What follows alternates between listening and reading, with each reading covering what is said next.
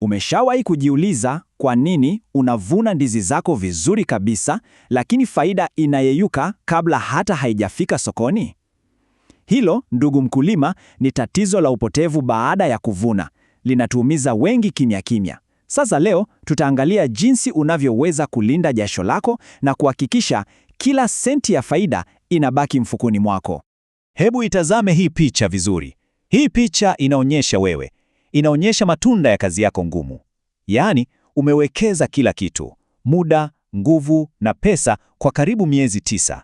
Umepambana na magugu, umeweka mbolea, umelinda shamba lako, na sasa umesimama hapo. Unajivunia mikungu yako mizuri. Huu ni ushindi, bila shaka.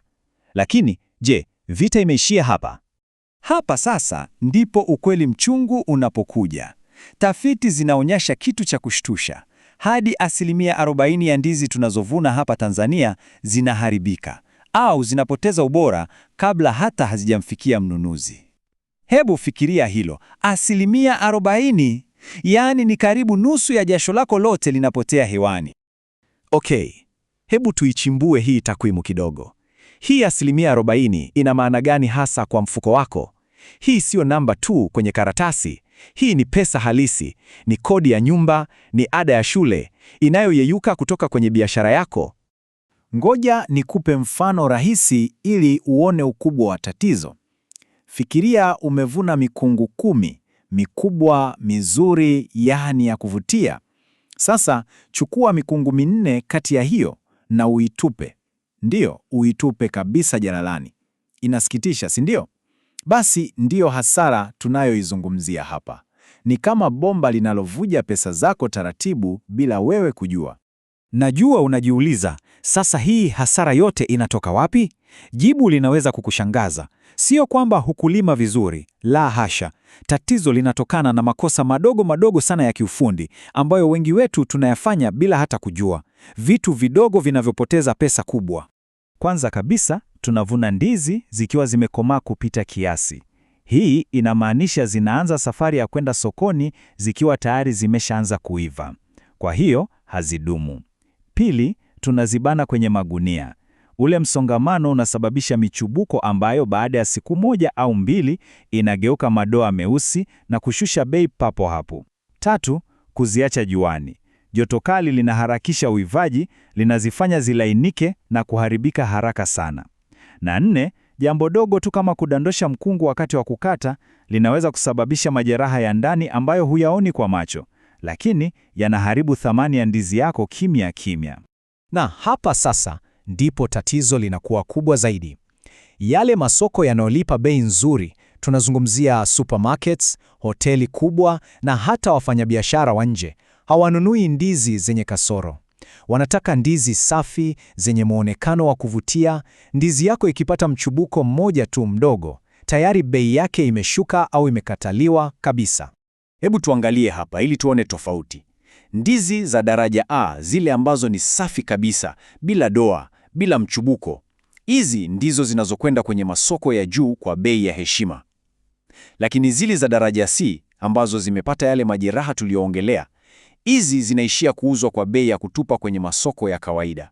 Au mbaya zaidi, zinakuwa chakula cha mifugo. Hapo ndipo unapopoteza faida yako yote. Baada ya kuona haya yote, swali la msingi linabaki. Sasa, wewe kama mkulima, unawezaje kuizuia hii hasara? Unafanyaje kuhakikisha kwamba kila mkungu unaouvuna unakuletea pesa unayostahili? Habari njema ni kwamba huna haja ya kukata tamaa. Suluhisho lipo, na halihitaji uwekezaji wa mamilioni. La, linahitaji maarifa sahihi tu. Kudhibiti ubora wa ndizi zako ni sawa na kulinda pesa zako benki. Na kwa sababu hiyo, tumekuandalia suluhisho kamili.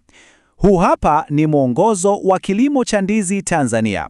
Ni zaidi ya kitabu, hiki ni chombo cha kazi kitakachokushika mkono na kukuonyesha mbinu zote za kisasa kuanzia shambani mpaka pesa iingie mfukoni.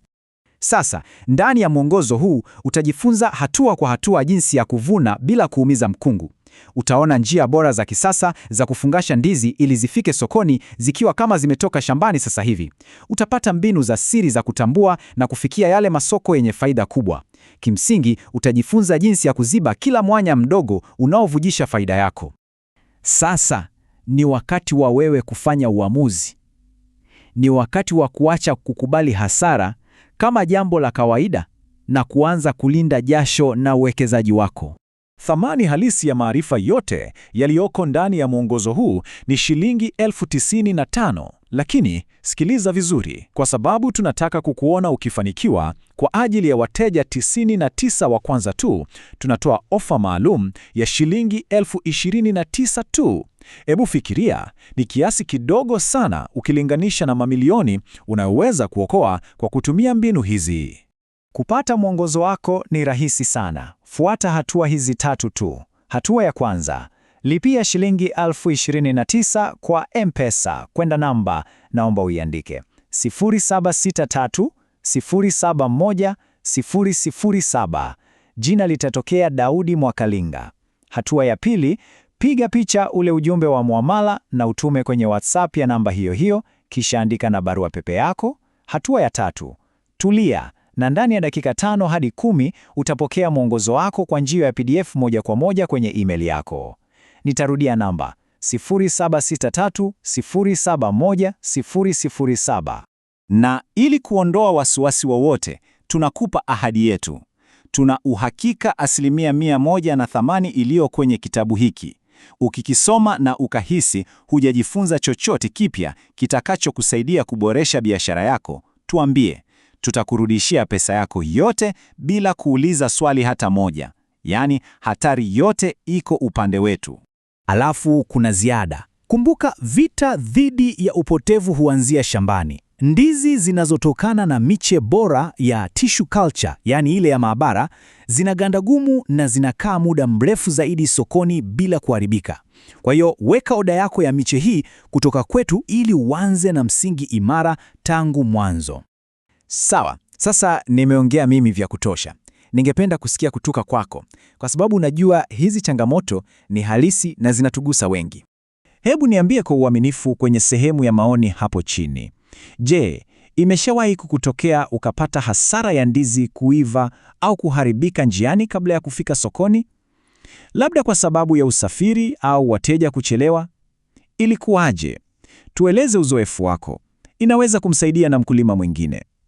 Asante sana kwa kuwa nasi. Na kumbuka, chukua hatua leo kulinda faida yako.